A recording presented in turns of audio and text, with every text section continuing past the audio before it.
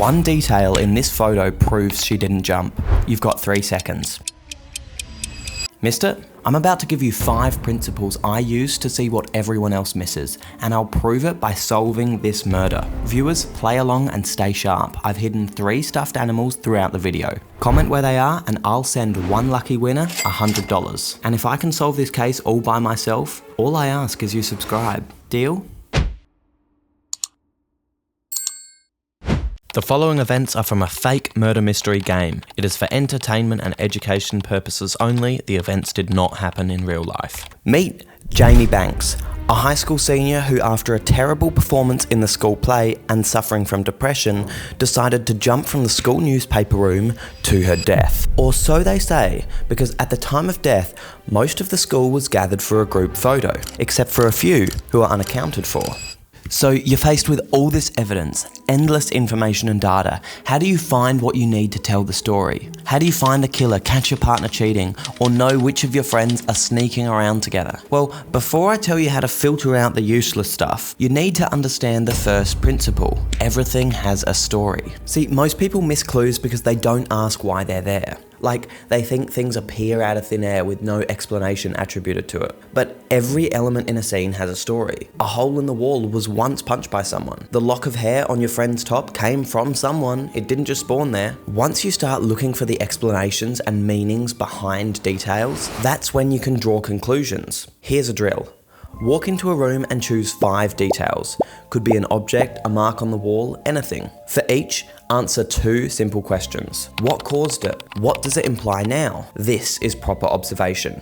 You're not just seeing a cup of lukewarm tea on the table, you're now seeing that someone was in there recently. For the case of Jamie Banks, I'll look at the crime scene photo first. Now, the running story is that she jumped, but her shoe ended up off her foot. I guess it's possible that she could have hit the ground and the shoe fell off. But when we look at the security cameras, her shoe appeared 8 minutes after the body. Applying our principle, what caused it? Jamie was pushed out the window, the perp found the shoe later and sent it down to tidy the scene. And what does it imply? Jamie wasn't alone in that room. Now, as it turns out, that's exactly the proof this game is looking for, because it has a few prompts to steer you in the direction of the solution. The first one being, prove someone was in the room with Jamie. Entering my proof into the online answer key tells me I am obviously correct, and I can open bonus envelope number 1. Oh, look, new pieces of evidence. For our next objective, we need to catch a suspect in a lie. So sit tight, because there's no better way to use your Sherlock level observation skills in real life than to catch people out on nasty lies. So I've got you looking at everything in a scene, predicting the stories, reading the past. But it's time to start filtering out some of the noise, because the best way to catch people in a lie is with my second principle. Look for things that shouldn't be there. Let me lead by example. You come home and your partner says they were home all day, but then you spot her coat on the back of a chair and it's damp. That's an anomaly and demands investigation. Turns out, you've just caught her in a lie. You see, it would be easy to brush the coat off as normal, as her belongings belong in the house, but this is true observation. For Jamie Banks' case, how can we catch a liar? The prompt asks us to uncover who was lying about their whereabouts that day. So based on the suspects' alibis, we need to find something that should not be there.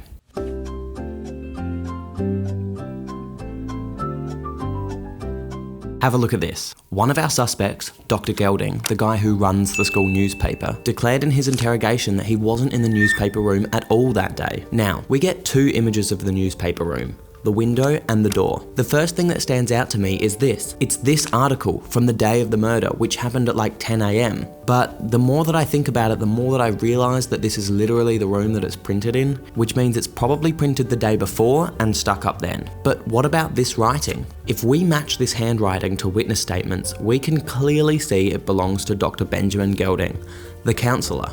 The guy who, in his witness statement, declared that Jamie had bipolar tendencies and manic depression, so her accident didn't come as a surprise. But it might not have been a surprise for a different reason, because each of these lines appears to be daily news. And this last one, Dakota saved Samson, is a story I recognise from our new piece of evidence. This is a news story from the day that Jamie died. If Mr. Therapist wasn't in the room at all that day, like he said, then this definitely should not be there.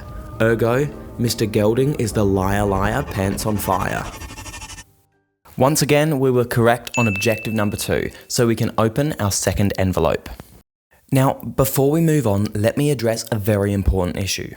What about red herrings? A red herring is something that distracts you or even prevents you from finding the truth. In mystery games, they're put in deliberately to make it more challenging, but they exist in real life too. Take my example from earlier with the lying partner. When you catch your partner lying, I bet you jump to conclusions and start panicking. Turns out, she just went to buy something for your birthday and didn't want to ruin the surprise. Because in real life, red herrings make things seem one way when there could be another logical explanation that you've just overlooked or missed. So to avoid these, it's important you use Sherlock principle number 3. Think in probabilities. I want you to change the way you think. No more definite answers. In other words, this happened, so this must have happened. From now on, you create a list of probable solutions. This helps you find the truth without ruling out lesser likely solutions just yet, and also prevents lesser likely truths to be squashed by red herrings. For example, here's a red herring in our case. Jamie was found with a tiny bottle of poison. So could someone have poisoned her? Is that why she fell out of the window?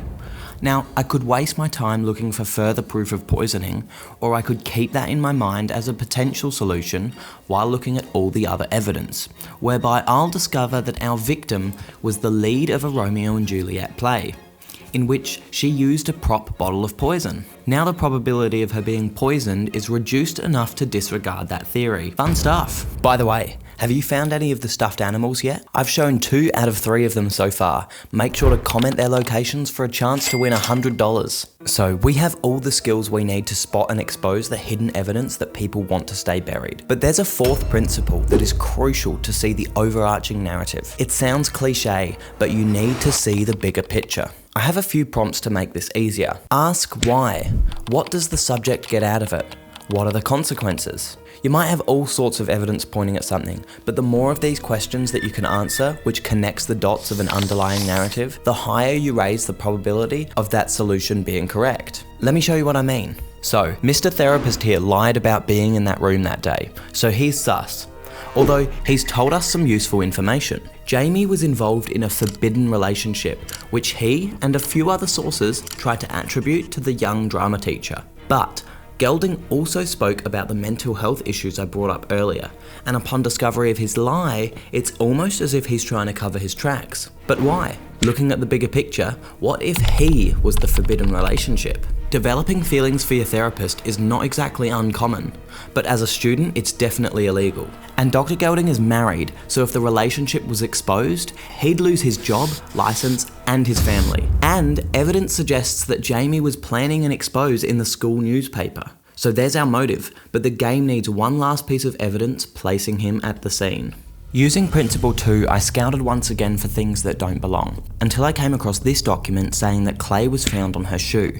There's been no mention of any reason she should have clay on her shoe, so this is definitely an anomaly. Now, I can scout for other mentions of clay or how it could have ended up there, and my search takes me here. The school principal said that Dr. Gelding visited the art studio right before it happened. He would have got some clay on himself, then transferred it to Jamie upon their fight. This is the final piece of evidence I need. Let's put it in the answer key and see if I got it.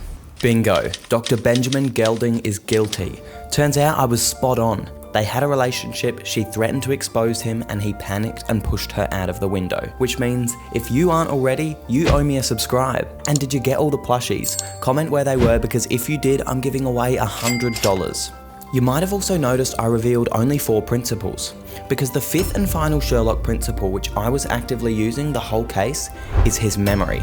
Sherlock has a powerful photographic memory, and having a strong memory is how I actively recalled important details and evidence I had seen earlier as I needed them. If you want to see how I trained and developed my memory to be close to photographic, watch this video. And if you want to learn the Mind Palace technique that Sherlock himself uses, watch this one.